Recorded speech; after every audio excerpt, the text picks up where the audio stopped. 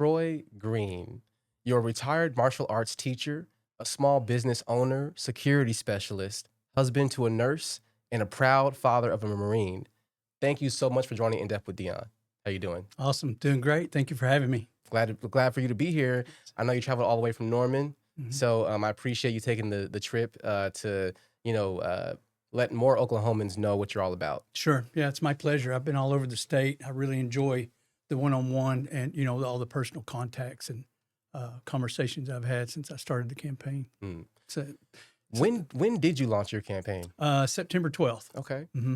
Now, since then, a lot has It happened in this race, changes daily. man. Yeah. And I want to get into all of it, but just to ground us in this conversation, why did you decide to run for U.S. Senate here in Oklahoma? Mainly because just my life and my upbringing, having come through the streets and the foster system, Mm. surviving homelessness and just the streets in general, and trying to carve out a life. I just graduated college, so I'm really trying to make up for lost time and do the things that I didn't get to do when I was young. But when you get to this stage of life and you start looking backwards, and with all the work that I do, I'm trying to figure out, I've always tried to be all the people I needed in my life, Mm. but I can't find, the people in Washington who are being what we need, all the different stages of my life. Who was really here to help me? What the policies that and the challenges that I dealt with coming through my life and all the struggles, those challenges are still here today. People are still facing those, whether it's the foster system or DHS, or, we have two children with Williams syndrome, dealing with, constant medical needs and things of that nature. So, and just dealing with the last 10 years and this whole roller coaster that is the Trump administration and Donald Trump in general, waiting for someone to stand up and start fighting back. And Mm. I just got fed up one day and said, well, if no one else is going to do it, I'm going to do it. Well, we have had for the last several years Markwayne Mullin Mm-hmm. as our representative in the U.S. Senate, Mm-hmm. and he has spent more time picking fights with union reps, Democratic colleagues, and anyone who basically isn't MAGA, Right. instead of really focusing on the needs of Oklahomans. I really find it interesting, your background. I spent just a couple years working at Youth Services of Tulsa Mm-hmm. in the emergency shelter. And so I got just a little bit of an experience being around some of the strongest people I've ever met who just happened to be, teenagers battling homelessness. Yeah. And so I wanted to ask you, what from that experience has shaped you? Mm, because early on, you really have to learn how to rely on yourself, and once you learn that at an early age, Mm-hmm. it really shapes your future. So I just learned how to learn how to be self sufficient Mm-hmm. and not rely on other people for help, because a lot of times it just isn't there. And every child in the system, every child in the youth shelter or in people I've shared rooms with in foster homes, all the stories are the same but different, right? So they all come from a different place, but we're all dealing, with the same trauma, the same pain, the same, the feeling of not belonging. And so I think that really gave me my drive to be more than my situation, Mm-hmm. and to try to be for the people. I've lost a lot of friends over the years, people that didn't survive, people that got strung out on drugs or alcohol or committed suicide. And so, I just wanted to be all the things, like I said, that I needed when I was a kid, because we just couldn't find it. The system is still that way today. See. Um, Well, I mean, it is, mhm, and there's lots of people right now battling some of those same, mhm, having some of those same battles.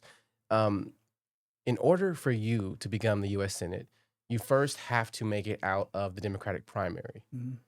I recently interviewed one of your opponents, Jasmine Thomas.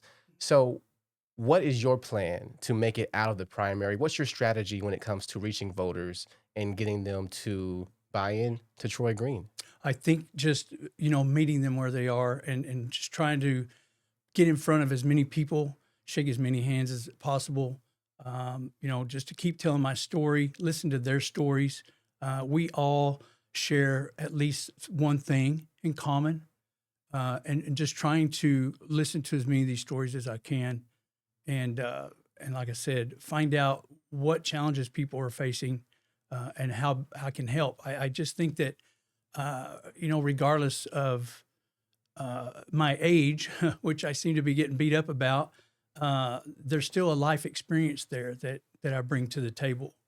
And I think that we need more people in Washington who have lived through these challenges. But we also need young people too, to give their vision for the future of their country. But again, we still need, we respect our elders because of the experiences that they've had. Absolutely. And I bring a lot of different experiences to the table, both in my past and in what I currently do for a living now. One of the starkest differences, even just in the first few minutes of this conversation that I'm noticing, is the empathy that you seem to lead with, as opposed to the ego that our former U.S. Senator Markwayne Mullin led with. He really liked to talk up his MMA abilities, which, during the January 6th insurrection, that people like his colleagues helped spark when he was kind of hunkered down in the Capitol, that kind of famous photo of him hunkered down. We didn't get a chance to see those MMA skills. But you also have a background in martial arts. Can you talk about your background? Sure, but I've been hoping for an opportunity to ask him what wrestling move that was. But so martial arts for me wasn't my goal. I was homeless at the time, and I had this little job bagging groceries part-time. And I would walk by this martial arts school, this kickboxing school every night, and sometimes I would stop and watch through the window. Well, the gentleman, I'll make this as quick as I can, but a gentleman that ran the school invited me in one day. And he was remodeling, and he wanted to know if I needed work. And I'm like, yes. I think he kind of knew my situation, but he just wasn't asking. He didn't want to get personal. Right. And he said, well, if you're interested in classes, I'd be happy to teach you if you'll help me do this remodel that I have going on. I'm like, that would be great. Plus, it gave me something to do besides, laying under this this bridge I was sleeping under at the time. And before I left, he said, by the way, if we're here working late, you don't want to walk home. You don't want to walk home in the dark. I have a spare room in the back. You're welcome to stay in. Wow. So I think he just kind of knew. And so for me, martial arts became two things. It became a channel and a place to vent my emotions. I wasn't great at it. I was a scrappy little kid, but I wasn't a great structured fighter. And the physical pain for me helped mask what I was dealing with on the inside. But as I progressed and as I got better, and I started just outworking everyone, is how I got better. And when I opened my school in '92, it really became a salvation, not just for me, but for other people. Because the first thing I did was reach out to my old caseworker and say, hey, I can afford to take 6 kids, pick them out, send them to me. And so the school for me was really about creating a space for other people. And again, being the mentor and the leader and the father figure that I so desperately needed, Trying to create what you didn't have. For sure. And I've said a lot, and I have a big shrine wall, with all my, all my accolades and certificates and belts and things. And I try to tell people I didn't chase any of this. It just came with time. It just came with stick-to-itiveness and trying to lead by example. Again, I never would ask anyone to do anything I hadn't done or wasn't willing to do beside them. So, that became a great talking point in class to try and motivate people to not look so far down the road, face today's challenge, and all this stuff will catch up. You live in Norman. Are you familiar with James White Fitness? No, not really. Oh, yes, I am too. Yes. So I have a friend who trains there, and he's been trying to get me to do jujitsu, Brazilian jiu-jitsu for the longest time. And last year or a couple years ago, he finally got me to take a class. And That was, at the end of the training, he had me do a little sparring match. Mhm. That was the roughest 5 minutes of my life, okay? Yes. I'm not gonna even lie to you, I definitely threw up my lunch after that because my conditioning was not where it needs to be, but it was also so empowering, you know? I mean, it wasn't about winning, it wasn't about beating the opponent even, it was just about knowing that you have the ability to develop yourself in a way you didn't know you could. Yes. Now, And I'm not a black belt or any belt, uh, but that experience, just gave me a glimpse of what it's like for people who are, kind of in that Mhm. world. Well, another motivator for me at the time, I thought it was just fortuitous that I landed in martial arts because as a child, I wanted to be a police officer. Mm. I'm like, if I survive this, I'm going to grow up. I'm going to be a cop. I'm cleaning all this up, And so, but I was really small and malnourished, growing up. Mm. So I thought, well, when I got ready to be a police officer, maybe they would overlook my size. Um, if I could handle myself, Mhm. So I thought, man, I'll get my black belt. I could put that on my resume, and they'll overlook my size. Of course, I did finally start to grow. I didn't get over 5 feet till I was in the 10th grade, um, but with the school itself, um, we I wanted to help in the community however I could. For 30 years, I've done two free women's self-defense seminars every year. We would do one right before the holidays, to talk about, uh, you know, women out shopping and how to protect yourself and, be aware of your surroundings and things of that nature. Right. And of course, working with, kids through DHS. We also we were open to the public, so we took other people in. Um, I have a black belt in 3 systems and Mm. equivalents and other systems that really don't have ranking systems, right? So, I'm a Kruyan Muay Thai, which is a master instructor. I was a fight promoter for a dozen years and hosted multiple events and national tournaments, and that brought 500-600 fighters Mm. in a weekend. So I've been at it a long time. I would definitely love to see a match between you and Markwayne Mullin. I'm just gonna be honest. It'd be the most exciting 30 seconds of your life, for real. Okay. So you're pretty confident that that would end in a Yeah, submission. yeah. Okay. I'm a stand-up Oh, fighter, so okay. So yeah, it might end in a Muay Thai. okay. Hmm. Yeah. I have some jujitsu too, Mhm. but I really just prefer standing up. I started out in American kickboxing. Mm. I mean, back in the day, you did karate. I mean, we had Chuck Norris and Troy Dorsey, Superfoot Bill Wallace, people like that, is who we looked up to when I was a kid. And so it was just natural if you're going to study anything, it was going to be karate or taekwondo, and that morphed into kickboxing, and then so on. Then Muay Thai started getting popular, and so Muay Thai started getting more popular, and I morphed over into Muay Thai. Mm. Well, you also are the founder of Safe Haven, Oklahoma, a nonprofit dedicated to fighting human trafficking and child exploitation. That is I mean, you at the highest levels, right? You think about the Epstein files, Mhm. and that is one of the number one issues right now that we seem to keep getting distracted over every time we try to focus on it. There's another thing taking away our attention. Why did you found this nonprofit? Because I'm a survivor, Mm. and it's a hard thing to say, and I I battled this challenge for a little while, trying to decide how much I wanted to reveal in this campaign. Mm. But Safe Haven is my life's dream. I knew that if I ever had the time and money to get it started and the expertise, that it's what I wanted to do because I just don't think trafficking and exploited children are an out of sight, out of mind Mm. phenomenon, right? If you want to call it that scenario. Uh, Once a case goes cold, it's almost forgotten. And again, it's so prevalent that law enforcement they don't have the resources to keep up you know, with tracking all of this. So, of course, there are runaways, and there are, most people are just are chalked up as a runaway, right, or voluntary disappearance. They just don't want to be found, and that's not the case. And people don't realize, from my situation, tracks all the way back into the late 70s, it's all connected. And so the Epstein situation disgusts me down to my core.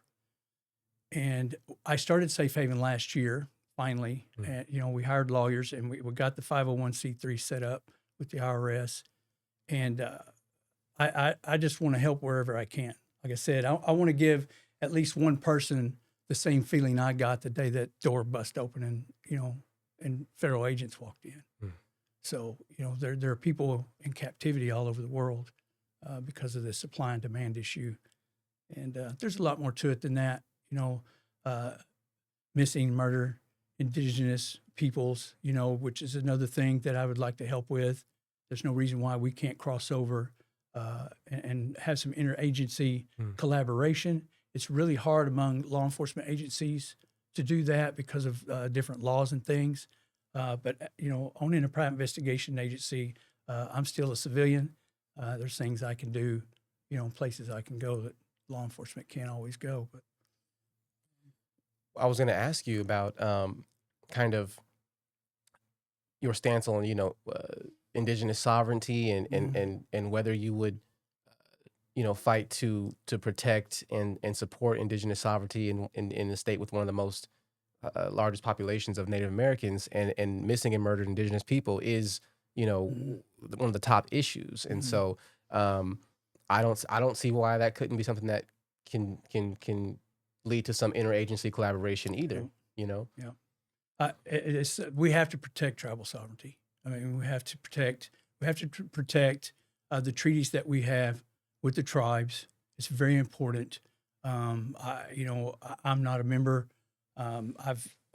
Growing up the way I did, I don't have a lot of information about my family's heritage, but the rumor was that there was some Cherokee blood down the line.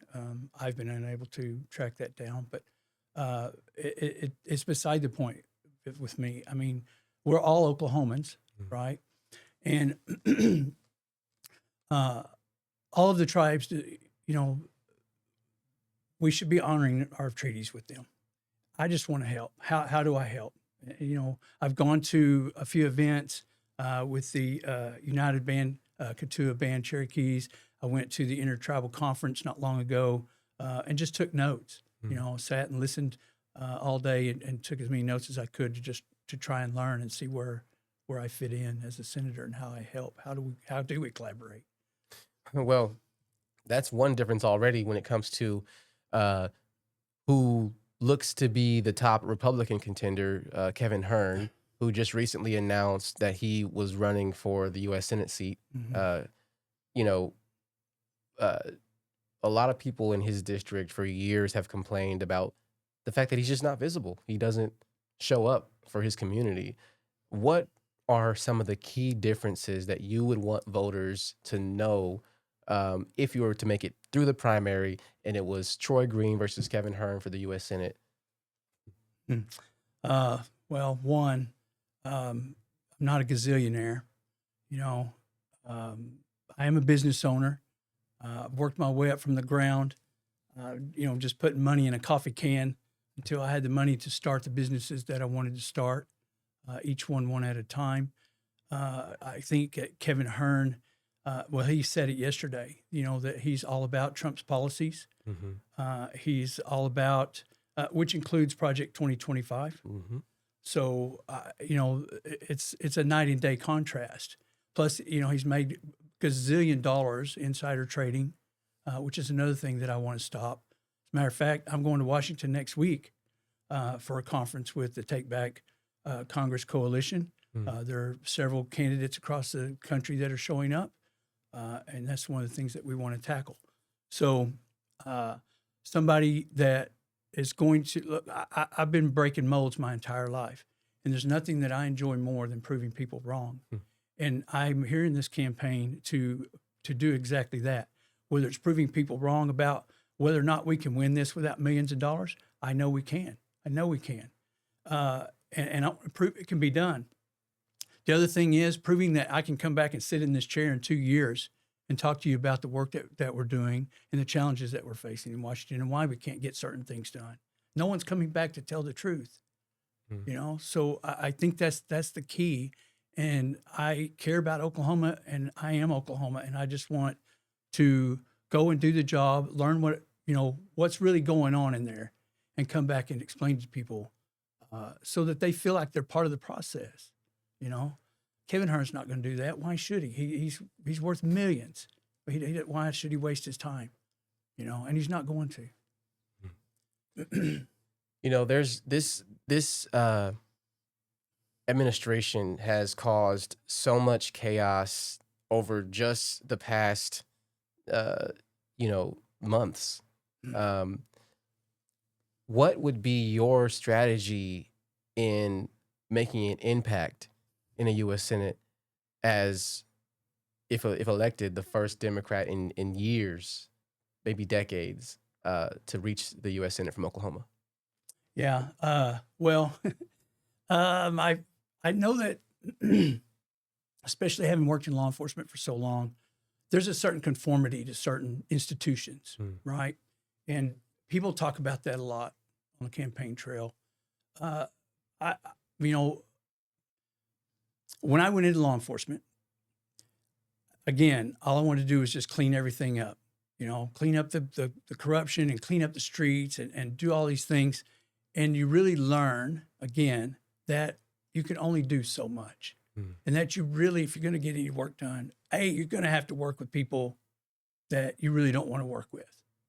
So, you know, going in with that open mindset that I could work with anyone in the room, Mm-hmm. but also with the mindset that I plan to outwork everyone in the room and call out the things that aren't right.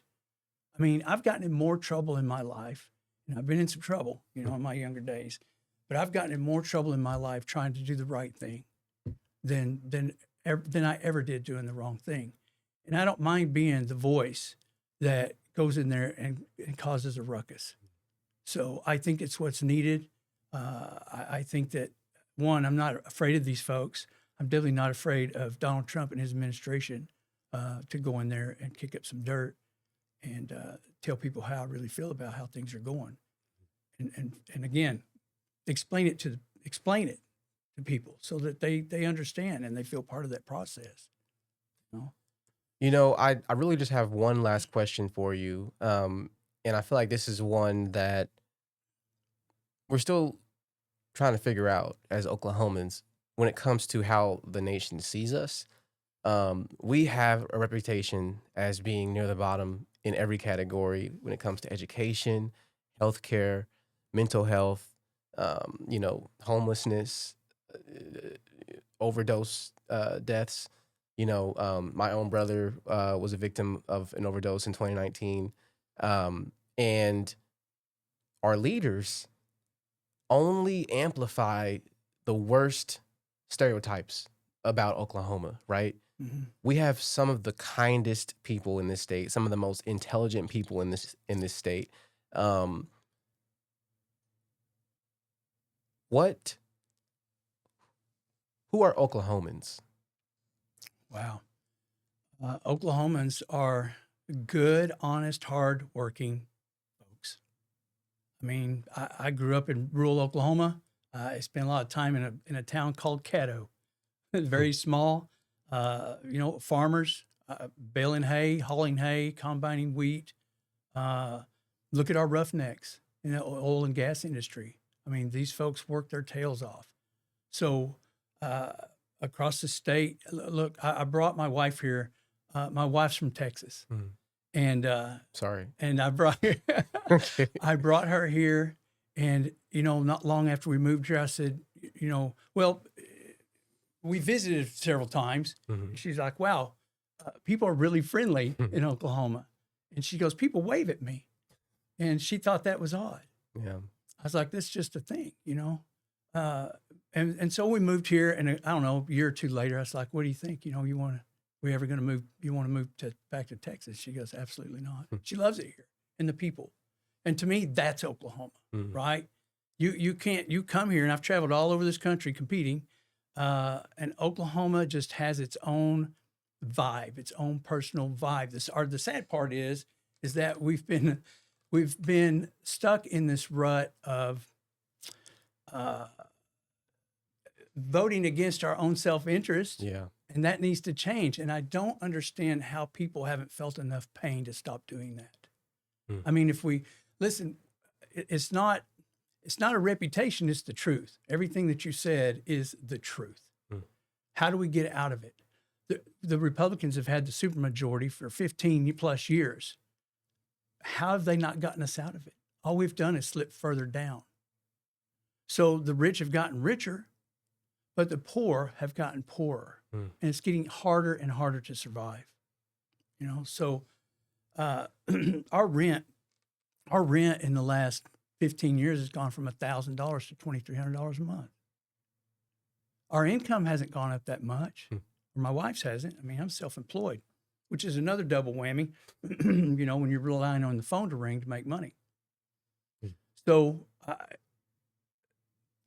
this is another reason why I'm here. I just can't see any improvement in the way things are.